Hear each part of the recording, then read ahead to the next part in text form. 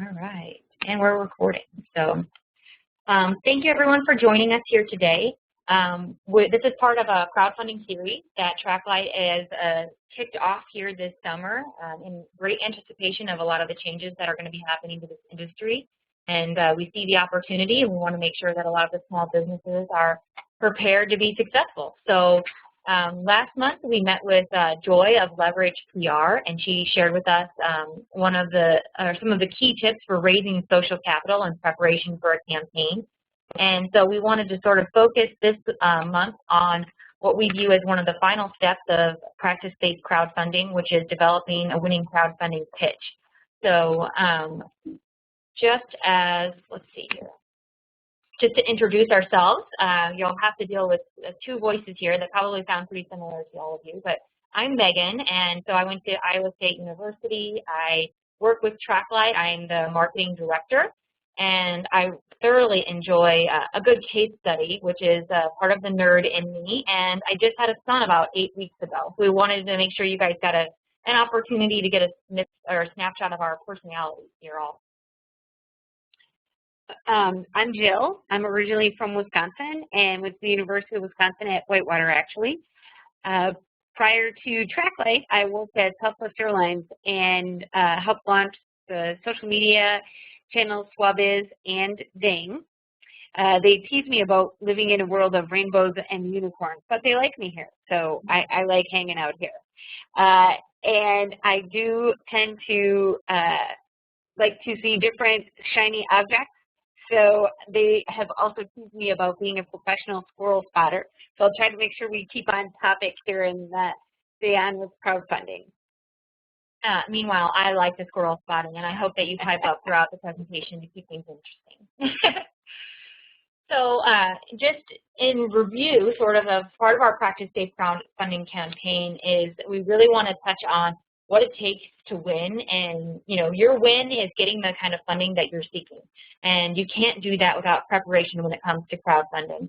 If you visit Kickstarter or Indiegogo, they make it really enticing to launch your campaign now. It's one of the big features of their navigation, but really as tempting as that button may be, there's a lot of preparation and back work that goes into making sure your campaign is successful. And so we want to sort of focus on what does that mean in terms of steps. So we've identified 5 different steps to what we describe as our practice-based crowdfunding, because you have to be thinking about the safety and security of your business and your ideas when you're launching these campaigns, because when you put stuff out there, you can't take it back. So you need to make sure that you're cautious of those things. So we've identified these 5 steps, and we're going to be focusing obviously today on step number 5, but just to outline and review for you, step 1 being identify your IP, protect your IP, then picking a platform that works for your idea and your business, raising social capital, which was our focus last month, and then what we'll be focusing on today is developing your pitch. So as we had said, the first step in practice-based crowdfunding is identifying your intellectual property. And this is really, really important because we want you to never, never, never, and as Megan is requesting one more time, never start a crowdfunding campaign before you've identified all of your intellectual property and protected it. Once it's discussed, it is put at risk. And you don't want to discuss your inventions or technology on your website or anywhere else until you've got a patent pending or a prototype. The same with trade secrets. Trade secrets must have been subject to reasonable steps to keep it secret in order for you to keep it protected and keep it your trade secret. That's all very important, and as you all know from here, intellectual property is one of the most valuable assets your company has. So what is intellectual property? Most people just think of it as a patent. Patents are, according to Wikipedia, new, useful, and non-obvious processes, machines, articles of manufacture, or composition of matter. But there's a lot more than just patents out there. There's trade secrets, as I had just mentioned before. Coca-Cola's recipe is a good example of that. The Twinkie recipe, WD-40, software source code, or firmware are all examples of trade secrets and computer-related objects that might be protected as trade secrets. These are things that help you with the running of your business. And just to interject, we kind of talked about trade secrets as the best kept secret of intellectual property, because once you patent something, there's an expiration date on how long that intellectual property is yours. So if this is something that you're going to be the next Coca-Cola and there's an opportunity for you to make revenue off of this idea for hundreds of years, then the patent is not the way to go. So it's something that you definitely want to analyze and to how it fits in your long-term strategy. As Megan said, trade secrets are trade secrets forever. Patents are something that expire after a few years. So you definitely want to make sure that you're considering what it is and how it is that you're protecting your intellectual property. Copyrights are works other than sound recordings that are like computer programs, drawings, or oral presentations, and paintings. There's also trademarks, which are slogans, like the Got Milk slogan or Nike Just Do It. There's the McDonald's arches, there's the Apple from Apple Computers, and products shaped like the Coca-Cola bottle. The sketches are all, and ideas are part of the documentations that are important for your intellectual property, for either your patents, or they might be part of your trademark and trade secrets. In protecting your intellectual property, first you have to figure out what it is that you have as intellectual property. So learning more about what it is that you've got, whether it's trade secrets, copyrights, or trademarks. And then once you've identified the intellectual property, then what you want to do is you want to make sure that you help educate your team and your employees so that they can also help identify the IP and help take the appropriate steps to protect it. Part of this is through legal documents, non-disclosure agreements, contracts with freelance employees, and marking information that is also confidential and proprietary. So once your employees know, they're able to help follow the necessary steps to keep it protected. Storing this information in secure places, making sure that you protected your trade secrets in a secure space. This is not Dropbox. Dropbox is not secure, or Google Drive that has access to your content as well. So make sure that you're storing your documentation and your IP in secure storage places. There are different opportunities for you to protect your intellectual property. There's the do-it-yourself route through the USPTO or copyright.gov site. There are consultants that you can use, patent agents, such as Global Patent Solutions and Intellectual Energy, which are some resources that we have listed on our IP cloud. And then also professionals, such as business attorneys in helping you with various contracts and non-disclosure agreements, or IP attorneys that help with the patent process and trademark process with intellectual property. So now on to picking a platform, and so the momentum that's behind crowdfunding right now is huge. So you're going to see platforms popping up all over the place. So we kind of wanted to go through with you just a quick overview as to how we would recommend that you go through that process to ensure that you're picking a platform that's going to allow you to be successful. So there's all sorts of things to consider. Are they going to have the right category for you? What kind of fee structure do they offer? Are they equity or rewards-based?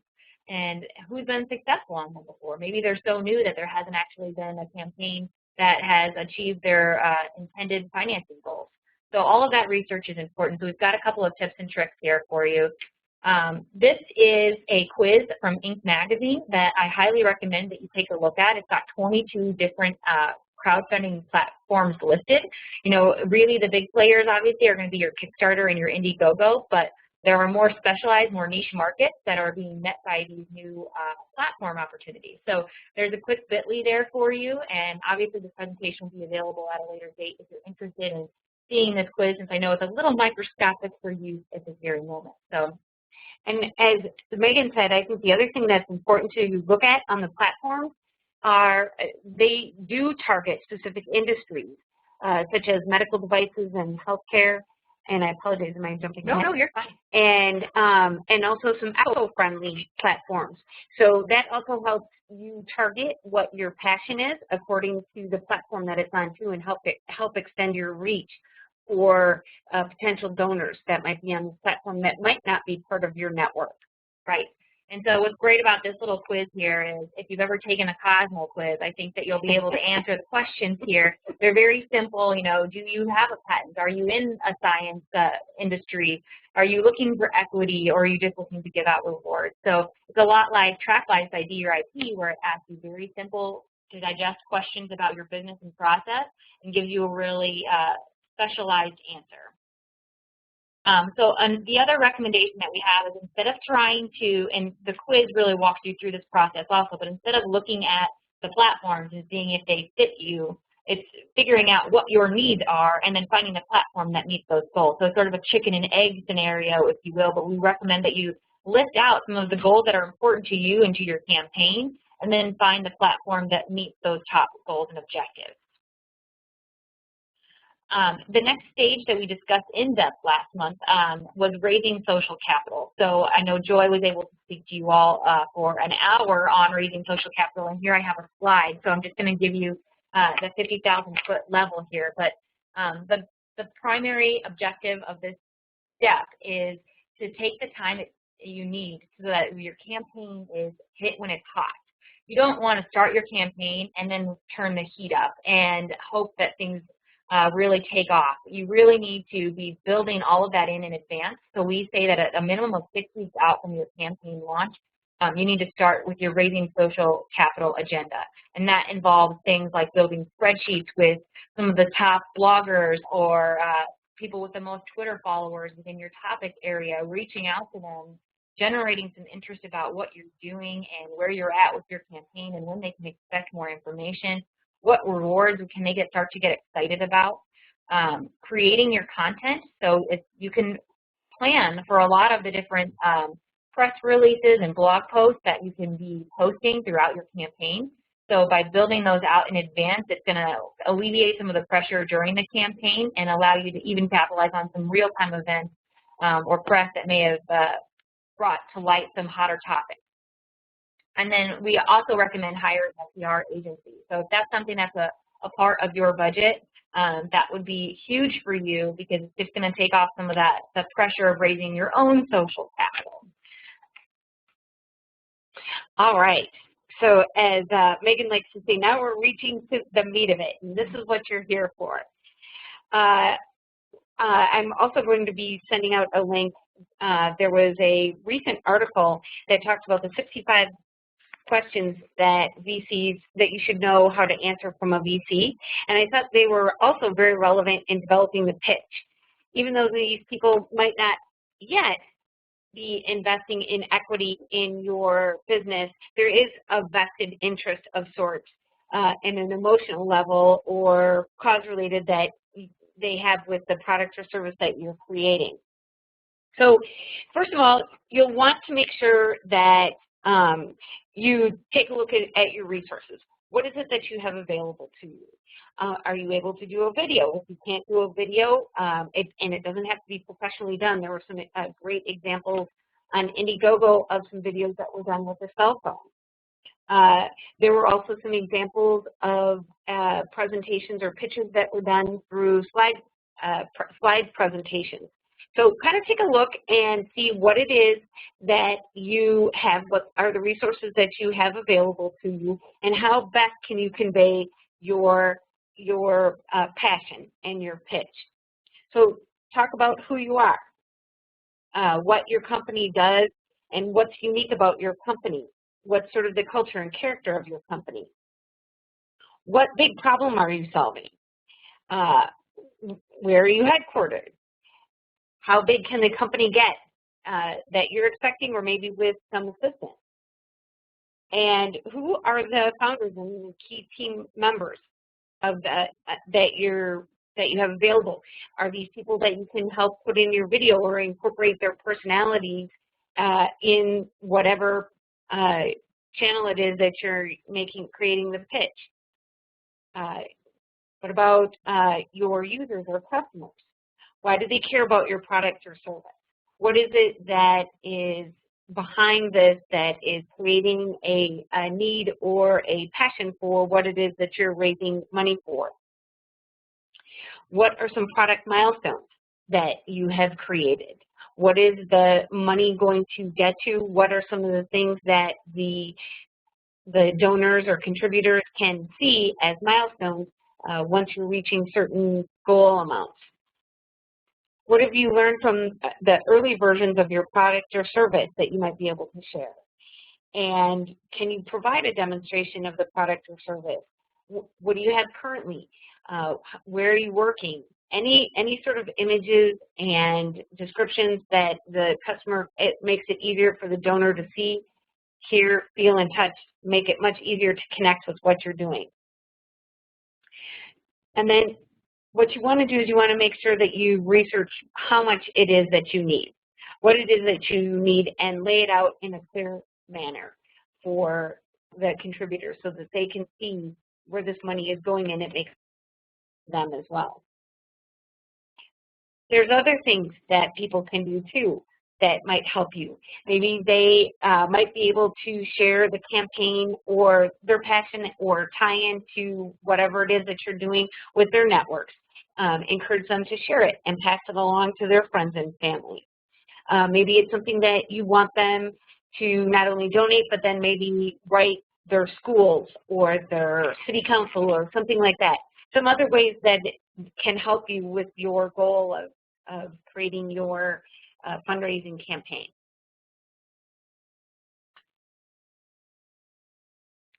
So just to cover some of the typical campaign elements that we have seen on the variety of different platforms, these are the requirements to what it takes to prepare your pitch for the different platforms is unique. So you want to take a look at, if you're going with Indiegogo, what is a typical layout? Where do they have opportunities for content? And you can evaluate that on a case-by-case basis. But these are some of the most common ones that we've seen. Something you can't forget about is your brand. I mean, there's a lot of early stage companies out there that are using crowdfunding as a launch point. But you have to have your brand in place because people are making an investment in that brand. And so it's important to make sure that you've firmly established your identity. Does it need to be a $10,000 logo and font choice? No, but you need to know who you are and what you represent as you're building out the other elements of your campaign. Then there's other exciting elements that allow you to reveal more of your brand and more touch points, things like the video that you use and the pictures that you post and the way that you've established your reward structure, which we'll get into detail here on the next slide. Comments and the way that you respond to people that are interacting with your campaign. What sort of social linkages have you created? You know, building out hashtags that are unique to your campaign, and how are you using those, and how are you generating buzz on Facebook, and those types of things. So making sure that whatever platform that you use is gonna be generating the buzz you're looking for. And then the information, so this is the back to content is king. Where can you plug in information and content about who you are and what the money is for? That's the really drilling down to, again, the meat of what these people are looking for. So it's that is where you're going to start to build an emotional connection for your cause, and you need to make sure that all of those bullet points are giving them the information that they need in the order that they need it to want to open up their pocketbooks. And then don't forget about the elements that aren't directly on your campaign page, but you're going to need to have supplementary content like email. So as you're reaching out to friends and family, as you're promoting this to the press, you know, here's my press release. What's the content that goes with that email, and how can it be branded to be attached to your campaign? Those types of things. So all things to consider in advance of building your campaign out. Jill, and then meeting your competition. So this is something that Jill and I sort of joked about as we were putting this together. You know, you may be a small business that sells flowers. Well, welcome to the small business category on Indiegogo. You're now competing with the Frosty Towel and Noah's Bark. So, you know, you've got to consider things that are outside your typical industry and competition zone. and how are they positioning themselves? Because if I'm Joe Schmo and I'm ready to invest, these are all of the options available to me. Why would yours be more compelling than Frosty Towel? So it's a new perspective on your business and your offering and your pitch. So things to definitely consider as you're building things out. Rewards. All right. What do you reward people with? What makes this whole thing go in so many cases? Well, you've probably kind of taken a theme out of part of this, not only the meat of the pitch, but research. It's all in the preparation and research of when you're building your campaign. Megan said research some of your competition space in there. Find out what are successful campaigns. What do they do? And not only for similar type industries, but as Megan had pointed out, the Frosty Towel or the Noah's Bark, what is it that they were giving? And do some research on some of the other rewards that have been offered. What can you do that helps add to your personality, that helps convey the personality? Is it a singing, barking dog saying thank you for your contribution that gets sent to you? Something that helps convey the personality and the culture and has that emotional tie that we keep referring to. What is it that can help add the personality and emotion to the reward? But remember, too, that it's not just the reward, the thing. It's also about supporting you. And you'll notice that a lot of campaigns include social media and the shout-out, the tie, that connection that they would have to your organization or company. So a $25 donation gets a Facebook shout-out or a Twitter shout-out. A thank you note, just a nice handwritten thank you note from the company or organization that is fundraising.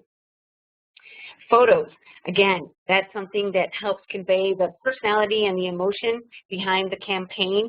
I've seen photo journals online and printed that are offered as part of the reward structure.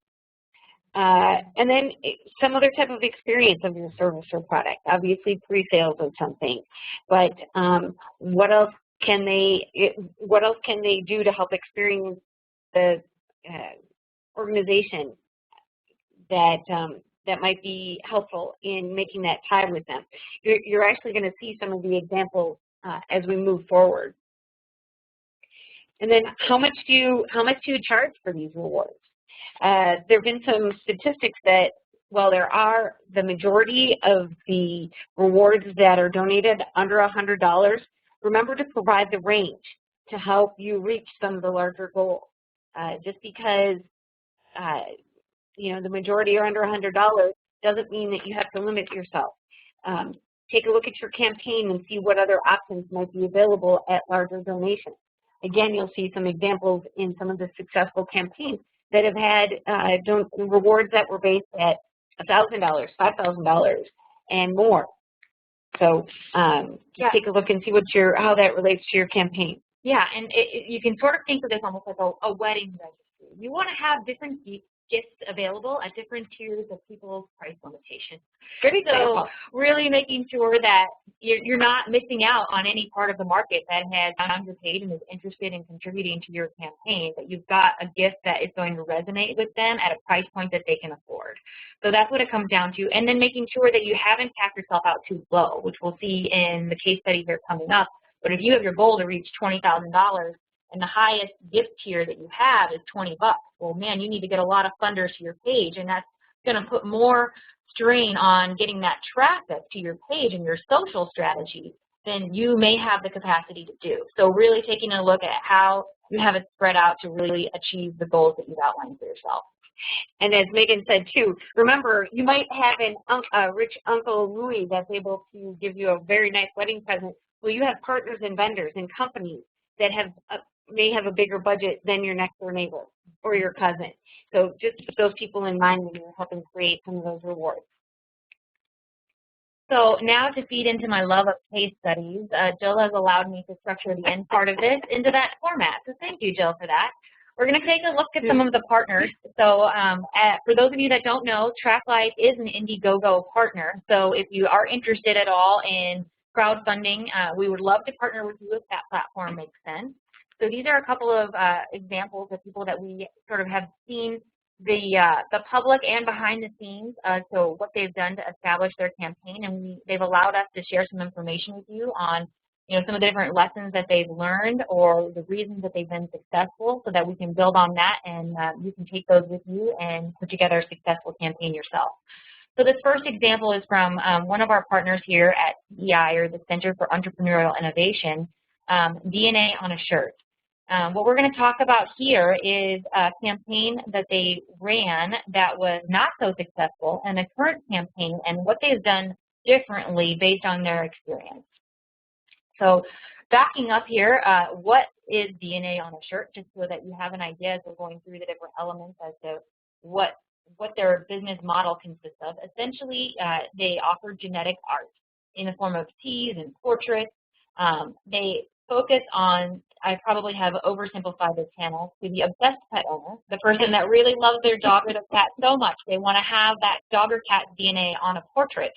And then also animal organizations is something that they've had a lot of success in, working with zoos and working with organizations to save cheetahs, as you'll see here, the Cheetah Foundation. So they've seen a lot of successes in that channel as well, some higher volume type purchases. And so they have recently put together a crowdfunding campaign to create zoo teas. And so this is the campaign attempt number 1 that we're going to be reviewing that was less than successful. And this is Darren, and he has graciously allowed us to walk through this example and shared with us some of the pain points that he experienced so that you don't have to. So we're going to sort of go through this campaign a bit, and basically their goal here was to raise $5,500. They were linking this campaign to a monkey at the Phoenix Zoo named Duchess, who had recently passed away. And their goal here was to fulfill orders and ramp up production. So let's just sort of go through this a little bit and analyze where potentially they went wrong. So obviously we've already discussed this campaign is complete, and they reached $1,200 of their $5,500 goal. So it was, to a startup, $1,200 is still a lot of money. So I think that they would still view that they were able to utilize those dollars, and that's, again, something different about the platform. I know Kickstarter is all or nothing. So if this was a Kickstarter campaign, they would have raised $0.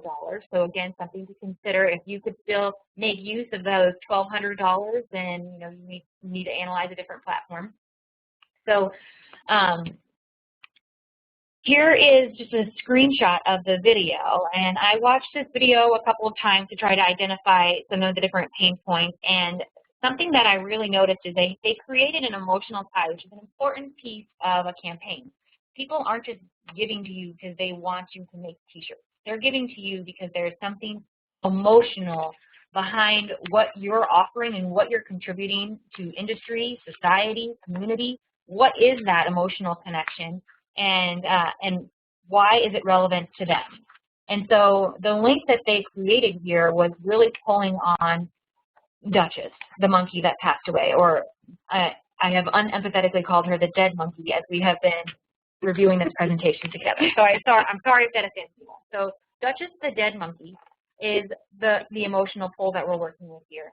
And 2 minutes into the video, we learned that the money is going towards ramping up production and fulfilling orders, which in my eyes doesn't link to Duchess.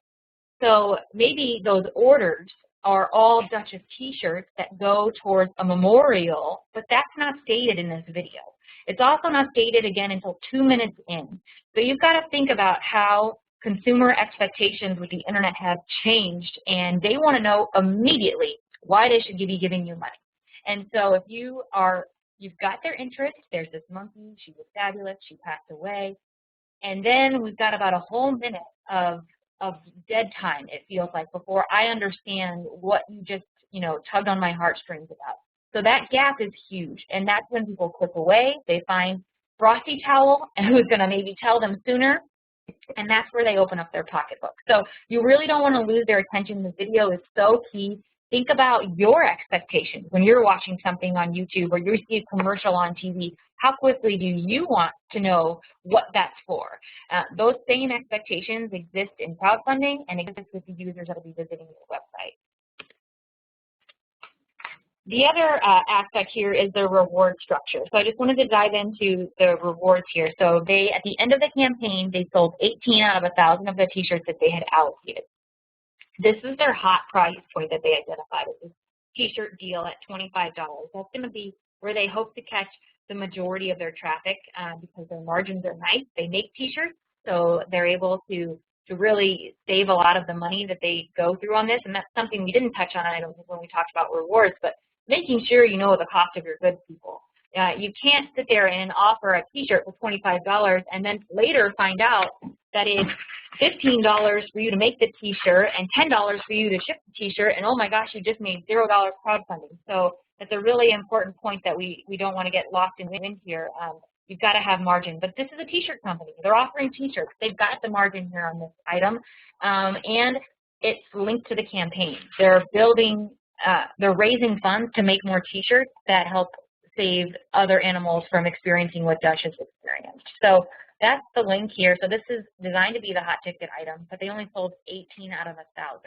So also look at that cap rate, because you'll see that some of the different reward structures, they kind of increase the pressure to buy by playing with how many are available. So if you want this to be your hot price item, maybe you want it to sell out. And that would then push some of your different users into items either below this tier or above this tier. So there's a lot of strategy into how you design the quantities available of these things. So 1,000, were they really going to achieve 1,000? Probably not. So they really reduce the urgency to purchase by opening that up to all the way up to 1,000. I don't feel like I need to buy this second. There's plenty available. I can maybe come back tomorrow. Well, guess what? Tomorrow I forgot. So you really want to get them now. So you've got to create a little bit of that buyer sense of urgency to invest. This is another one of their rewards. So here you can see they offered to print the Duchess's DNA on a canvas, and there's a really pretty watermark of her portrait. But that caps out their campaign. So the most expensive thing that you could purchase to support DNA on a shirt was $75. So they're trying to raise $5,500. That's a lot of canvases and t-shirts to sell to reach that goal. And only 2 out of 100 were claimed. So if you're looking at your reward structure, you want to make sure that there's that sense of urgency and that there's something elite about the top tier, you know, and you'll see that that's something that they've really adjusted in their current campaign. But if there's 100 of them, it doesn't necessarily feel elite. And so that's something to consider. A feature of the Indiegogo platform is the ability to provide updates. And so this is important. You've done all of that homework to raise social capital. You're going to be timing out press releases and blog posts and generating other industry buzz, and that's what this update feature is for. And throughout this campaign, DNA on a Shirt posted 2 updates, which, again, we're so spoiled by the internet that we expect there to be live updates and buzz and energy consistently throughout this campaign. And so when there's only 2 updates, it feels stale. Why isn't there more? Are they not excited about it? Are they not generating interest in the press?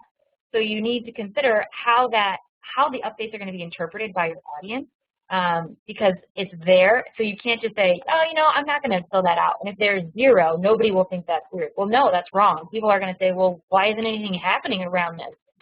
You know, it makes it feel like nobody is contributing. And I know that this is something that they had hoped that they were going to be getting some more participation from some of their different partners and media, and that kind of fell flat.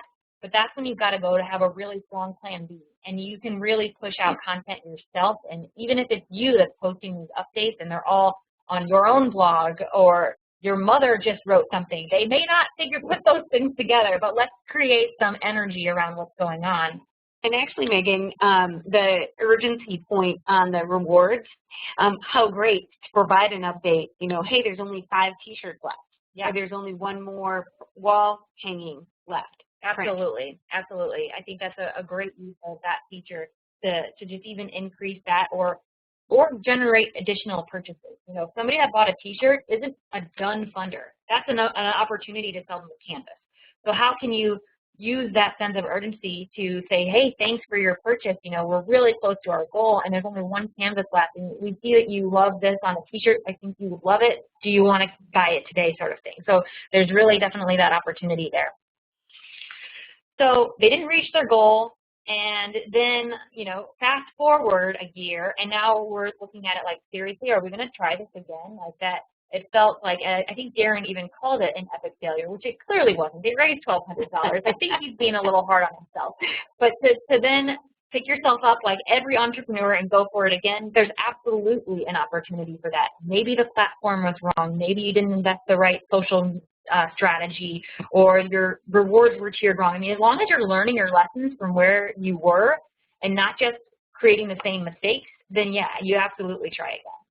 You develop a new plan of action, and you have to have a new cause. I don't think that it's necessarily appropriate to say, oh, well, I failed on Indiegogo, I'm going to take that exact campaign and replicate it on Kickstarter. You know, I think we're all a little savvy to things like that these days as investors, and we want to see a fresh cause. This is a new business opportunity for you that we're not investing again for you to ramp up production. You know, if that's the case, then maybe your business model is flawed, that you're not able to take this momentum and ramp up production from there, because we already invested in you ramping up production. It has to be, what are we contributing that's new to your business? So this opportunity came to fruition for DNA on a Shirt. They partnered with the Cheetah Foundation, and they have an opportunity to take a DNA sample from cheetahs in Africa. And they wanted to put together a campaign that helped them send their team there and to collect that sample and then to create promotional items that are going to have a percentage of the proceeds go towards saving the cheetah population. So this opportunity is obviously a different cause, a different channel for them. It has nothing to do with a local zoo. It's a national organization. It has to do with a global problem, and a completely new business opportunity for them to create promotional items with these proceeds going to save a completely different animal population. So it met all of those qualifications, and they definitely learned their lessons. They didn't just say, you know, well, we raised $1,200, so let's just do everything the same. They said, how can we approach this differently? And so that's what you'll see here. So as a part of their new plan, they invested in pre-selling. So one of the top secret Indiegogo, maybe it's not top secret, I just feel special for knowing it, but the Indiegogo has a quote-unquote magic logarithm that if you make 30% of your goal within the first 24 hours, you have a higher likelihood of being incorporated into the Indiegogo email campaign, which means anybody who's ever registered on an Indiegogo, made a purchase for anything else ever, is going to be a part of that email promotional campaign, and they highlight hot campaigns. So that basically is, you know, what Darren described as, you know, the fish jumping out of the water, and so that was one of their goals that they outlined for themselves. So they said, if we want to raise $5,000 for this trip, what's 30% of that look like? How can we pre-sell? And you can't officially pre-sell on Indiegogo, but what you can do is get verbal commitments and written commitments from people that already are familiar with your brand and what you're trying to do. And one of the great other aspects around this new approach and this new campaign is, you know, it's about cats. Everybody loves cats. So there's a whole population out there and a whole social movement around all sorts of things to do with cats. So it really opened up his audience too, whereas, you know, Duchess the monkey was a little more limited scope as to, you know, the different potential funder pool that you could dip into. And then investing in heavy PR and social media. So they've built a schedule. They've got blog posts and press releases ready. They've already massaged their media network. They were just mentioned and had a great article and write-up in the Phoenix Business Journal. So all of those pieces have been put into place. And then they also have gotten firm partnerships. So partnering with TrackLight was huge for them. We're going to be putting out a really great announcement to our members about, you know, the Practice Safe crowdfunding movement. We're going to spotlight their campaign. So we've partnered with them. We've made those commitments. We're going to be posting things on our blog for them. And then in addition, the Cheetah Foundation. So this is where there was definite misalignment of objectives in the previous campaign, where the Phoenix Zoo was a partner in the sense that they would be benefiting from the campaign results, but they didn't understand what their commitment was as a part of the promotional aspect of the campaign. So that was very clearly outlined this round in writing. And I know that Darren even has specific sales contracts that he's holding contingent to the success of this campaign that create a new pressure for the foundation to really hold up their end of the bargain. They're benefiting from this too, so this shouldn't be 100% heavy lifting some DNA on a shirt. So this is a true partnership in the sense that there are promotional expectations on both sides. And get it in writing, because again, not every crowdfunding is new enough that not everyone understands what they mean, what they're committing to. If you say you're going to do this, and as entrepreneurs, we're really aware of what that commitment looks like. But you know, the larger foundation may say, oh, well, I thought you just wanted me to tweet about it once. You know, and that could be their interpretation of your request. So if it's more in depth than that, then really be specific. He also developed a new reward structure. So now the reward tops out at $500, and it's an experience. So we talk about experiences in the reward structure, and that is getting a chance to talk to Darren and Skype with Darren while he's in Africa. So he is interacting with the cheetahs. He's seeing the foundation's good work. He's in Africa, which you helped send him there, and it's a $500 investment, and it has a much more higher sense of urgency based on there being a limited quantity of those available. Clearly, he's not going to be on Skype talking to 1,000 people. So this is something that, you know, it's an exclusive feeling when you can be a part of that. And if you really believe in this movement of cheetahs and protecting the population, then how much closer can you get than going yourself, than being able to talk to someone who just touched these cheetahs and took the DNA sample and is going to be saving the population. So that's how they've restructured the rewards. And the pre-selling, I guess I should have mentioned, that's really centered around the more hot ticket item of T-shirts. So that's their happy price point. I think it's $30, and there's pre-selling T-shirts, which is a really easy thing to go to friends and family for, a really easy thing to ask your partners to purchase, and it generates that interest. And I think they needed to sell 75 T-shirts to be able to reach that 30% of sale mark, which, I mean, when you think of it in those terms, I only need to sell 75 T-shirts to potentially be on an Indiegogo email. I mean, that's huge. And then the schedule is important too. I know as entrepreneurs like Joe, we all are distracted by shiny things. So getting it in writing yourself as to where are you building the momentum, when are you making announcements, and how are you dripping information to continue the excitement is really important. So the update, so far they've reached $560 of their $5,000 goal, and they've got 44 days left. So it's still open if you're interested in contributing. There's a link there for you. And I think that they've definitely set the stage for a successful campaign at this point. So we hope to have an even further update of announcing that success later on. All right. We want to take a look at a successful campaign right from the start. And what we're going to be doing is we're going to be taking a look at G3 Box. G3 Box takes, they're a local company here in Arizona. They're actually one of the student entrepreneurship companies that came out of ASU in the Venture Catalyst program. And this team of students has created a company that converts steel shipping containers into medical clinics. And these containers come shipped with the cooling and heating installed, most of the medical equipment and electrical and plumbing.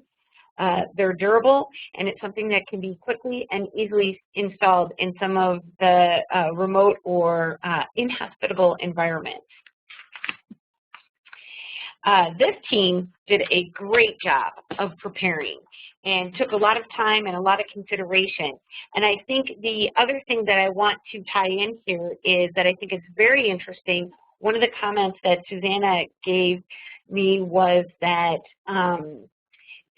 not only did they prepare almost 6 weeks in advance and research several different pieces of the campaign and the pitch, but they felt very comfortable in creating their pitch. And one of the reasons is as a startup and a program that was part of the ASU Venture Catalyst is it was part of their routine and part of various programs to do pitches. And again, while a crowdfunding campaign right now isn't necessarily equity-based, and it's more rewards-based at this time. The other thing that you have to remember is there is still that vested interest in the company. So it's really important to make that connection and really to answer some of those questions. So what they did is they really followed the safe crowdfunding process and researched all the elements, including the platform. And they chose Indiegogo after a study of all the other crowdfunding websites because they looked at the traffic to the site and found that in their feeling it was really more cause related to what they were offering and ease of use.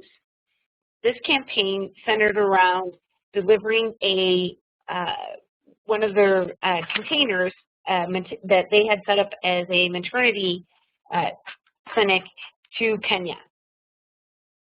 And what they had done is they worked with their social capital by planning and preparing not only their mentor network and their advisory network, but their social media channels through Facebook and Twitter.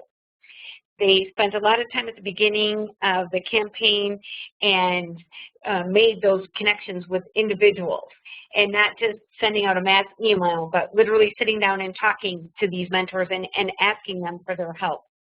They created a drive to reach over 500 likes before they started their campaign. And then they educated their followers on what Indiegogo was and what crowdfunding was so that they would understand what it was that they were asking for once the campaign started. They also asked their friends and networks to post on their social media pages and to connect with their emails in their various companies and friends. And she said that the biggest factor is being able to get down their pitch was one of the successful factors in their video. And the other thing that you'll see is I want to show you the video here. This is the pitch video from their campaign, and there's lots of elements that you'll see in here that Megan and I have already talked about. I'm just going to run through a few. One of them is they highlighted some of the team members so that you know who you're supporting and who you're giving to. They also had discussed there's some definite attention-grabbing statistics and points at the beginning of the video, and then putting you in the situation yourself of being in an area that doesn't have access to clean medical sources when you're in labor, and the amount of deaths that occur on something that we take for granted very easily here. So I'm going to just open this up here, and it's a short video too. That's the other thing that I think is important. It's 3 minutes long.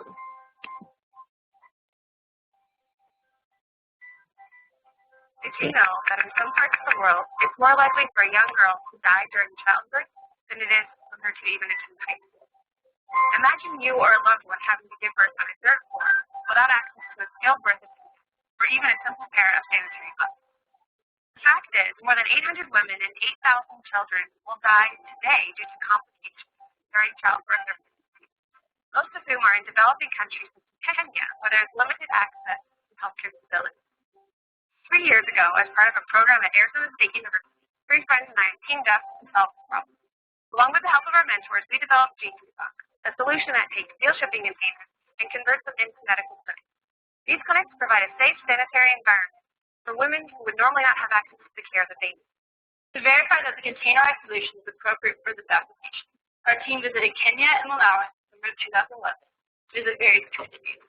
We determined the level of acceptance of a container clinic and also the locations of the first wedding kitchen. Over the past year, we have worked closely with DPR Construction and Smith Group JJR to build our first clinic. Through their gracious contributions of time, expertise, labor, and materials, our clinic is almost finished and ready to go to bed. G3Box is not in this alone. Through the International Medical Equipment Collaborative, or IMEC, and their partners on the ground, the clinic will be placed, operated, and maintained. IMEC has been sending containers full of medical equipment and supplies to places all over the globe for 20 years in over 800 locations and in 90 countries. Their experience, along with their excellent partners, coupled with our facilities, provides an important solution to serving women and their people. As you can see, we're so close. We've got the clinic, the medical equipment, and logistics in place to send it over. Now all we need to do is raise the rest of the money for a successful launch, which includes shipping and installing the unit. Launching this first clinic is crucial to the continued success of G3 Box and Save Lives. With our first clinic on the ground in operation, we will receive real-time feedback about the impact it's having in the community. Our team hopes that along with IMEG, the people of Kenya, and your help, this clinic will be the first of many more to come. Our vision is that someday every woman can look forward to the birth of her child without fearing for her life. Every contribution helps, even if that just is asking to launch your friends' family help. Thank you. So you can see that this was a great demonstration of all of those elements that we've been referring to. The attention-grabbing statement and a clear message as to what the money would be used for and how it would be used. Some of the other things that were incorporated in their campaign was, I've got examples here of how they were helping educate their followers and friends in social media so that they would understand what Indiegogo was and helping prepare them for that. It was also important for them to get the support of some of their different followers. As you can see here, it extends the reach beyond their network, and it's also reaching in this example, the ASU alumni network and getting the message out. Through this and through the network, they were also able to make a connection with 2 local media stations that help provide another channel of opportunity for them as well. They got coverage on Channel 12 and Channel 10 here, and also help create an association and a partnership with them. And this, to me, is one of the most unique and interesting aspects of this campaign. As part of their reward structure, they gave a $25 shout-out thank you on Facebook and Twitter. The campaign ran very closely to Mother's Day this year. And what they did is they changed the campaign so that, or the reward, so that the $25 donation would be a shout out to your mother. And I just think that this was an amazing opportunity, because what they would do is they would send a message to your mother that said, hey, your daughter just made a donation to G3 Box, and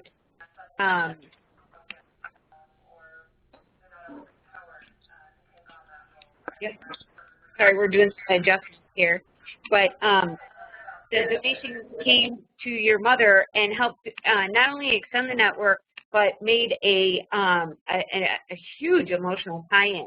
And it was something that Indiegogo then in turn picked it up and highlighted them as one of the campaigns to fund for Mother on Mother's Day. So phenomenal campaign, awesome idea.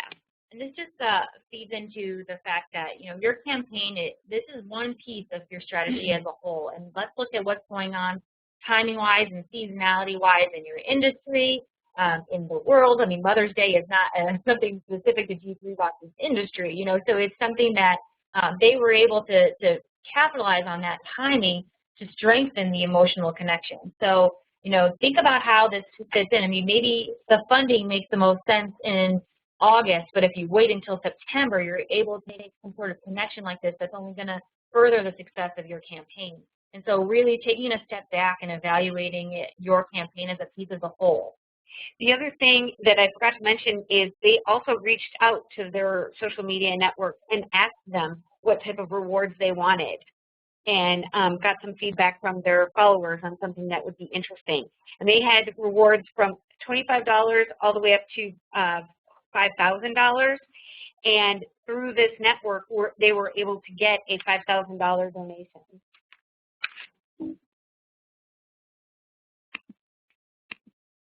Oh, I think I did that.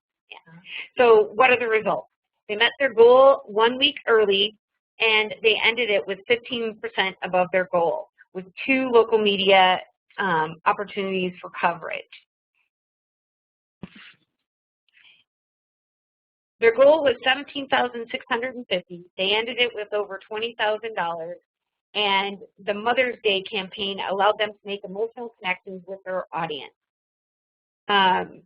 They not only did they get the donation of whoever, the son, the daughter, the husband, whoever that made the donation, but now they also extended that to the mother that received that.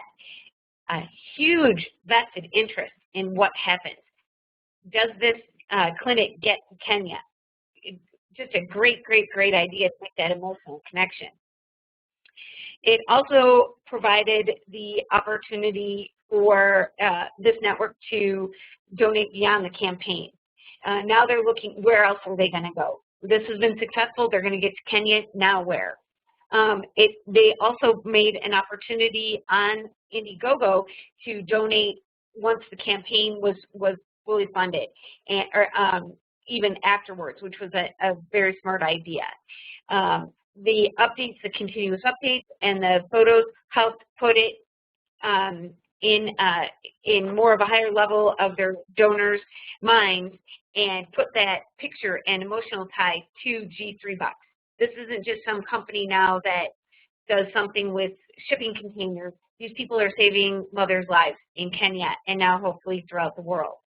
The other thing too is a successful campaign helps the association. I helped bring that container to Kenya, and it's bragging rights. So I think that's the other thing that it provides as well. And I think it shows your creativity in business. So if you were looking at moving on, selling your company, or pitching to investors to show that you have validated your concept through sales and validated the business model through crowdfunding investment, I mean, there's a big picture here that we really wanted you guys to see, that this pitch and the time that you invest to make sure that this is successful really is going to play a key role in other aspects of your strategy. Right. It goes above and beyond the money that you make. Absolutely. So we've sort of showed you two very different examples of companies and their crowdfunding goals and sort of dissected their campaigns and reviewed a few elements and things to consider. We wanted to open it now to see if you guys had any questions. We did have one come in that asked if they're not good on video, do they really have to be on the video? So what are your thoughts on that, Jill? I don't think you have to be, but maybe if there's an opportunity to include a photo of yourself, some sort of a tie, who it is. You kind of want to see the man behind the curtain. But there have been some great examples of campaigns that were done through slides.